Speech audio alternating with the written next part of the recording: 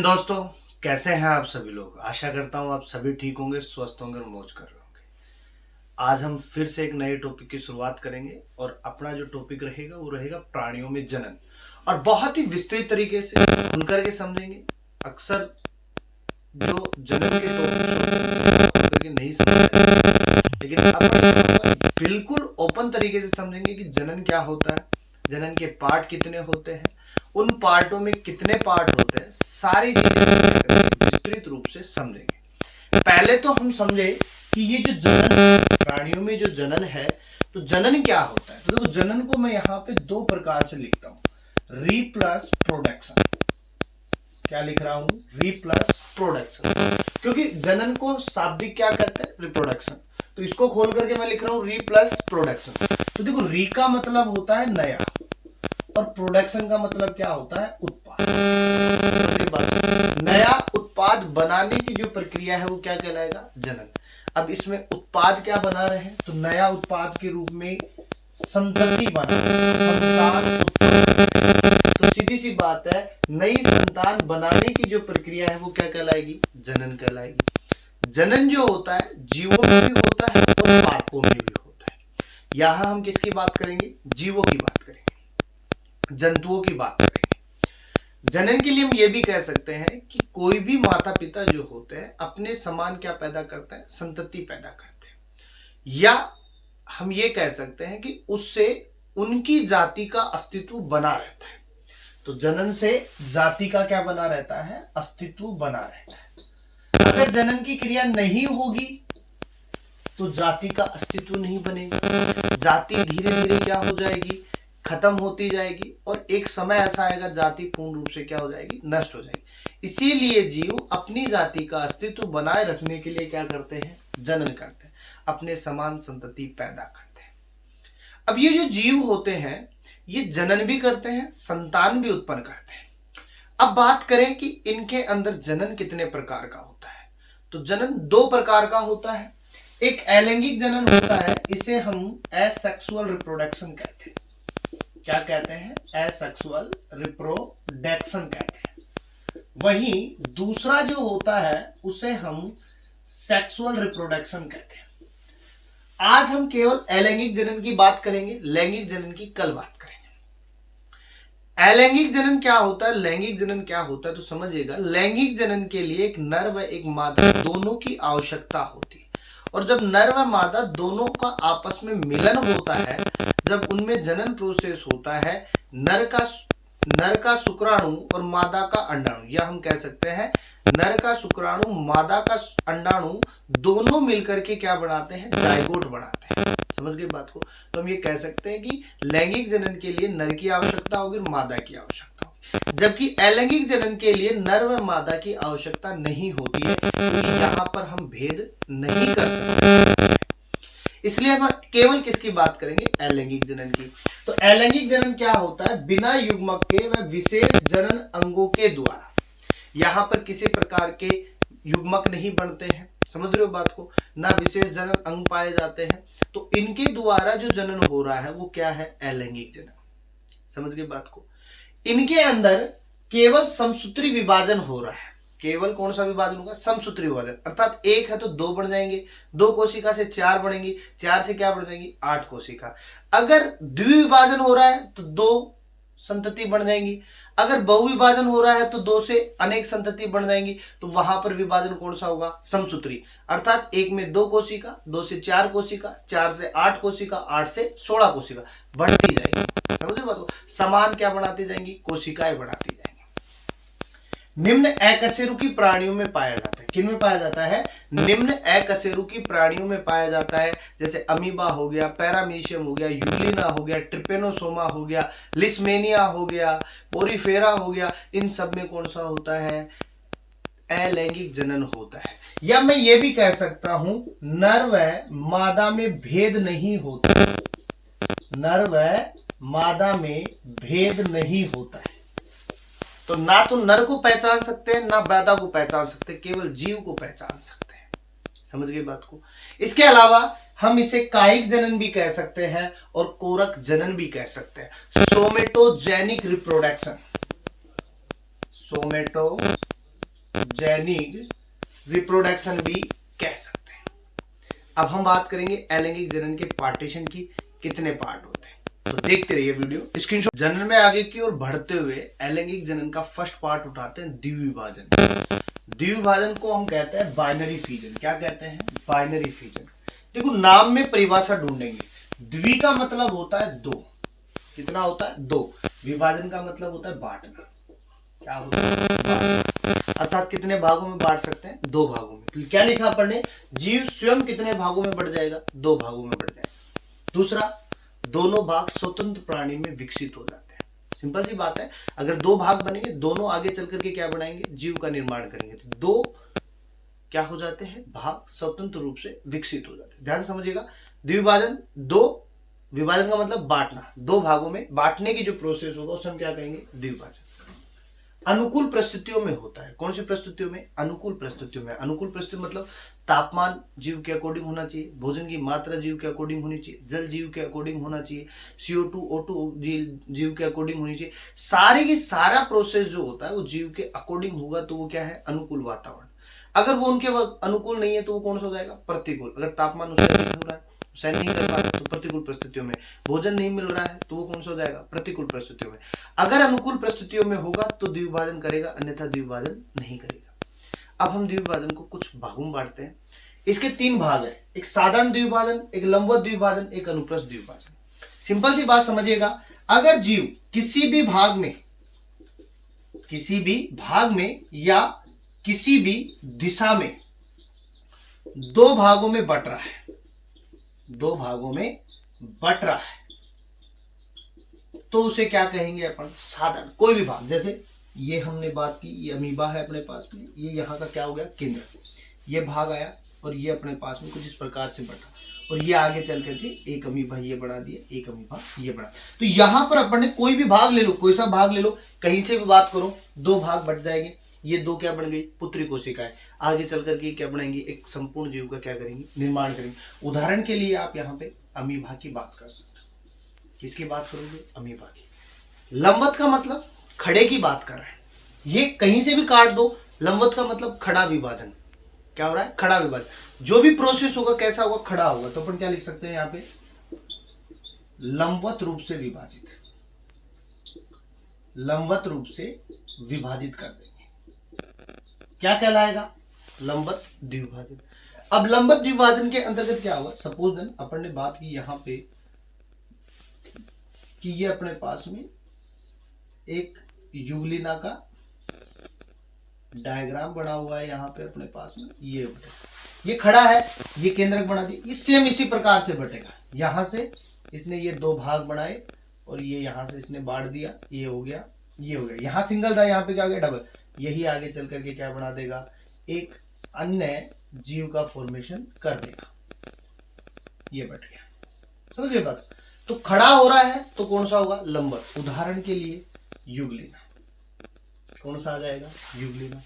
अनुप्रस्थ का मतलब आड़ा, यानी तिरछा विभाजन। अब इसमें किसकी बात करेंगे अपन? पैरामीशियम की। किसकी बात करेंगे? पैरामीशियम। और पैरामीशियम में कितने केंद्रक होते हैं? दो केंद्रक होते हैं, एक गुरु केंद्रक, एक लघु केंद्रक। गुरु केंद्रक जनन में भाग नहीं लेगा, केवल कौन सा भाग लेगा? लघु केंद्रक। माइक्रो न्यूक्लियस ही जनन में भाग लेगा, मैक्रो न्यूक्लियस जनन में भाग नहीं लेगा। ये आगे जाएगा, इसी प्रोसेस में जाएगा और यहां से ये अपने पास में दो भाग बढ़ा देगा। ये क्या बन गया अपने पास में? अनुप्रस्थ रूप से विभाजित हो गया। तो इसको हम क्या कह देंगे? अनुप्रस्थ द्विभाजन। तो इस प्रकार से हम द्विभाजन की भी क्या कर सकते हैं? चर्चा। सिंपल है, दो भाग बांट रहे, कैसे भी बांटो, साधारण बांटो, लंबवत बांटो, अनुप्रस्थ बांटो। साधारण में कहीं से काट दो, लंबवत के अंदर सीधा खड़ा काट करो, अनुप्रस्थ में तिरछा काट कर दो। ये क्या हो गया? विभाजन। उदाहरण के लिए पैरामीशियम। क्या हो जाएगा? पैरामीशियम। समझिए बात की। इसका एक छोटा सा स्क्रीनशॉट लीजिए, आगे बात। विभाजन के बाद में हम बात करते हैं बहुविभाजन की। बहु का मतलब ज्यादा, बहु का मतलब क्या होगा? ज्यादा। विभाजन का मतलब क्या होगा? बांटना। अर्थात प्राणी जो होगा स्वयं ज्यादा में बढ़ जाएगा। मैंने क्या कहा? ज्यादा। विभाजन समसूत्री। कौन सा होगा? समसूत्री। समसूत्री के अंदर जैसे एक कोशिका है, उसमें कितना बन गया? दो। एक में बार विभाजित करेंगे, कितनी बार बनेंगे? दो बार। अब दो बार बन रहा है तो द्विभाजन कर लेगा, बहुविभाजन में आने की जरूरत नहीं है। लेकिन अगर ये जो 2 कोशिका है इनके अंदर दूसरी बार विभाजन होगा तो कितनी बनेंगी? 4 बनेंगी, क्योंकि डबल कर रहे हैं। अगर तीसरा विभाजन करेंगे तो कितनी बनेंगी? 8 बन जाएंगी। चौथा विभाजन करेंगे तो कितनी बनेंगी? 16 करेंगे। पांचवा करेंगे तो कितनी करेंगे? बढ़ती जाएंगी। और जितनी ज्यादा कोशिकाएं बढ़ेंगी उतनी ही संततियों का क्या होगा? निर्माण होगा। लेकिन यहां बहुविभाजन में सबसे बड़ी कंडीशन ये होती है कि ये कौन से परिस्थिति में होता है? प्रतिकूल में। द्विभाजन किस में हो रहा था? अनुकूल में। ये किस में होगा? प्रतिकूल में। और इन प्रतिकूल परिस्थितियों में अपने जीव को स्वस्थ रखने के लिए या संतति कोशिकाओं को सुरक्षित रखने के लिए क्या करता है? सिस्ट का निर्माण कर लेता है, पुटी का फॉर्मेशन कर लेता है।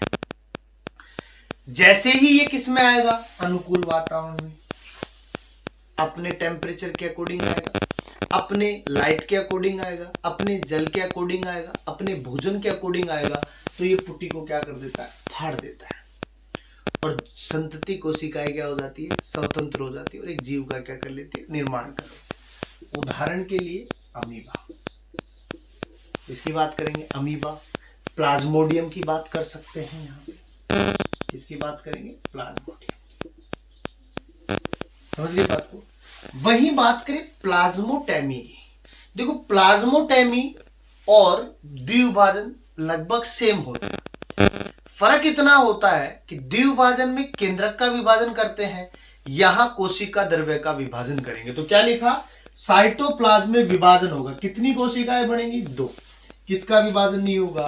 केंद्रक का। लेकिन जब कोशिका द्रव्य टूटता है तो केंद्रक भी क्या हो जाता है? टूट जाता है। तो जितनी ज्यादा कोशिकाएं बनेंगी उतने ज्यादा केंद्रक उन कोशिकाओं में क्या हो जाते हैं? स्थिर हो जाते हैं। उदाहरण के लिए ओपेलाइन, किसकी बात करेंगे? ओपेलाइन की। मुकुलन की बात करें, सबसे सिंपल होता है। ये कोशिका है, यहां से अगर ये कलिका टूट गई तो यहीं से जीव बन जाएगा, यहीं से टूट जाएगा तो यहां से बन जाएगा। और ये जो मुकुलन होता है तो शरीर के किसी भी भाग से टूट करके क्या बनाएगा? कलिका बनाएगा। और वो प्रोसेस क्या कहलाएगा? मुकुलन। और ये सबसे बड़ी बात होती है, 2 पार्ट होते हैं, एक तो बाह्य होता है और एक आंतरिक होता है। अगर बाह्य रूप से कलिका बन रही है तो बाह्य जात, और आंतरिक बन रही है तो आंतरिक जात। किसमें? पोरीफेरा में। अब पोरीफेरा में आप किसकी बात कर सकते हो? यहां पर साइकन की बात करो, जिसकी वीडियो हमने डाल रखी है। इसके अलावा हाइड्रा के अंदर मुकुलन होता है। समझ गए बात को? एक होता है खंडन, फ्रेगमेंटेशन बोलते हैं। क्या बोलते हैं? फ्रेगमेंटेशन बोलते हैं। अब इस फ्रेगमेंटेशन के अंदर क्या होगा? प्राणी का शरीर कहीं से भी टूट जाएगा और वो टूट करके एक अन्य जीव का क्या करेगा? निर्माण करेगा। उसे हम क्या कहेंगे? खंडन कह देंगे। लेकिन जहां हमने कहा कि निम्न कशेरुकियों के अंदर अलैंगिक जनन पाया जाता है, लेकिन कुछ जीव ऐसे भी होते हैं जो लैंगिक जनन भी प्रदर्शित करते हैं, जैसे कि पैरामीशियम की बात करेंगे।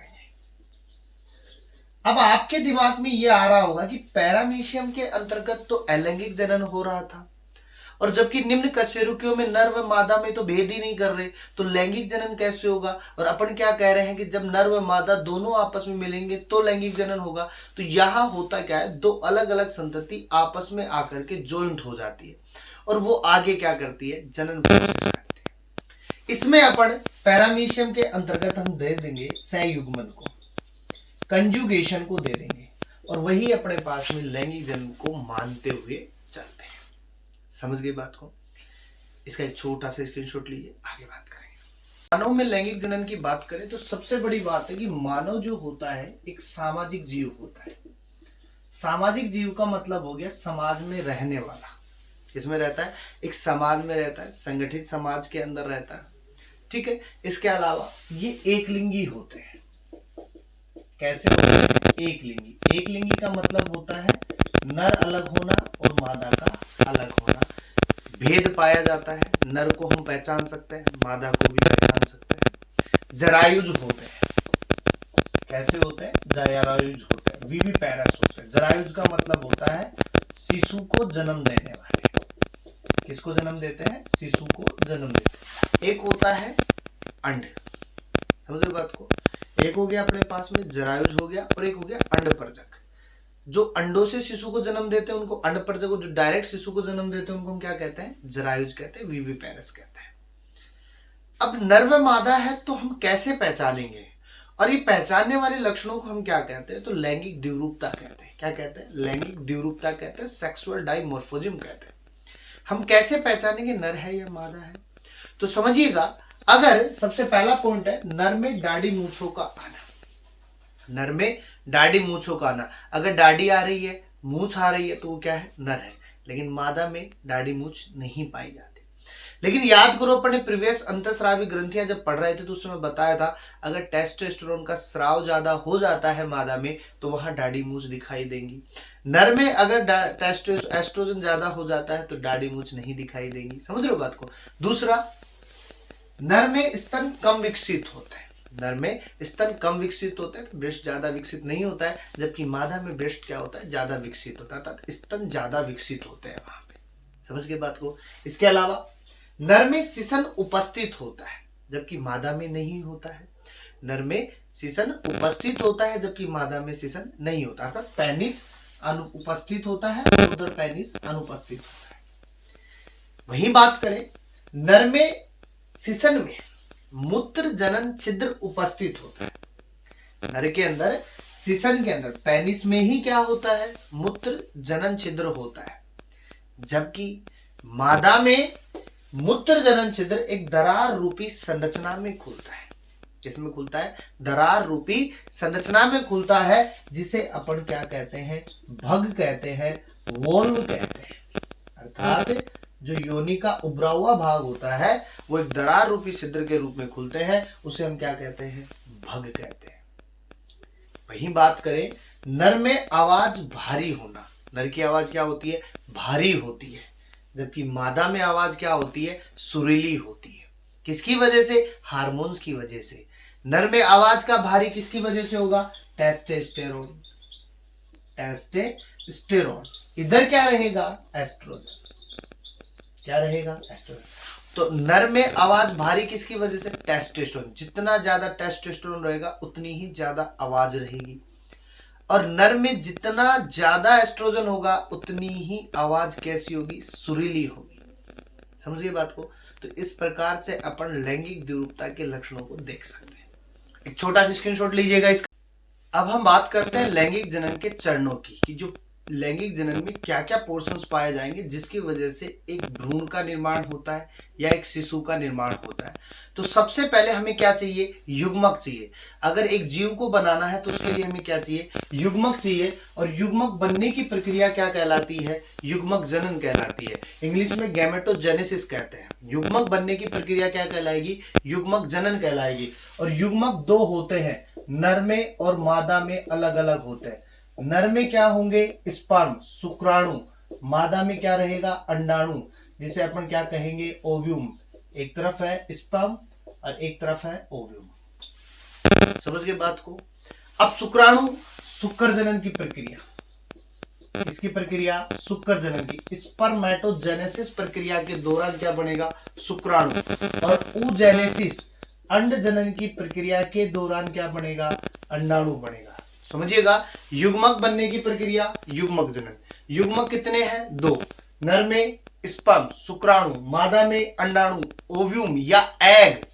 शुक्र जनन से क्या बनेगा? शुक्राणु। अंड जनन से क्या बनेगा? अंडाणु। शुक्र जनन कहां होगा? टेस्टिस में, वृषण में। अंड जनन कहां होगा? ओवरी में, अंडाशय में। इस प्रकार से हम किसकी बात करेंगे? युग्मक। दूसरा है वीर्य सेचन, इंसेमाइनेशन। क्या होगा? इंसेमाइनेशन। अब देखो, ये जो अंडाणु बना है ना युग्मक, ये क्या है? अगतिशील, चल नहीं सकता, जहां है वहीं रहेगा, हिलेगा नहीं। लेकिन चलेगा कौन? शुक्राणु। तो हम कह सकते हैं शुक्राणु को मादा की योनि में भेज दिया जाता है, वहां से ये कहां पे आता है? अंडाणु तक, उसको क्या करता है? निषेचित करता है। अब ये कह सकते हैं मादा की योनि में वीर्य को भेजना ही क्या कहलाता है? वीर्य सेचन कहलाता है। उसमें क्या होते हैं? शुक्राणु। वो जाते हैं, अंडे तक पहुंचते हैं, उसको फर्टिलाइज करते हैं। समझ गए? अब बात करेंगे निषेचन। क्या होगा? निषेचन। निषेचन में क्या हो रहा है? शुक्राणु जाएगा किसके पास? अंडाणु के पास में, और अंडाणु के पास में जाकर के उसको क्या कर देगा? निषेचित कर देगा। तो शुक्राणु का अंडाणु के पास जाने की जो प्रक्रिया है वो क्या कहलाएगी? निषेचन। और उस निषेचन से क्या बनेगा? जायगोट। क्या बनेगा? जायगोट। शुक्राणु और अंडाणु के मिलने से क्या बनेगा? जायगोट। क्या बनेगा? जायगोट। अब इस जायगोट में क्या होगा? विदलन। क्या होगा? विदलन, क्लीवेज। क्यों? क्योंकि जायगोट के अंदर विभाजन कौन सा होगा? समसूत्री। कई प्रावस्थाएं बनाएगा, कोरकखंड बनाएगा, मोरूला बनाएगा, गैस्टुला बनाएगा, ब्लास्टुला बनाएगा। और उस गैस्टुला से एक हूबहू मानव के शकल की, हूबहू मानव के शकल की या मानव के नकल की क्या बनाएगा? फोटोकॉपी बनाएगा, जिसे हम क्या कहेंगे? एम्ब्रोयो कहेंगे। क्या कहेंगे? एम्ब्रोयो कहेंगे। गर्भावधि क्या होती है? तो हम लिख सकते हैं एम्ब्रोयो से लेकर के प्रसव तक की क्रिया, पैचुरेशन की जो प्रोसेस होती है उसे हम क्या कहते हैं? गर्भावधि कहते हैं। और मानव में गर्भावस्था जो होती है कितने माह की होती है? 9 माह की होती है। कितने माह की होती है? 9 माह की होती है, अर्थात करीब 270 दिनों की होती है। कितने दिनों की होती है? 270 दिनों की होती है। इस प्रकार से हम किसकी बात करेंगे? चरणों की। आगे हम बात करेंगे नर जनन तंत्र और मादा जनन तंत्र की। ये सब कैसे बनते हैं, कहाँ बनते हैं, किस प्रकार से बढ़ते हैं, उन सब की हम क्या करेंगे? चर्चा करेंगे। तो इसका एक छोटा सा स्क्रीनशॉट लीजिए, आगे बात करेंगे।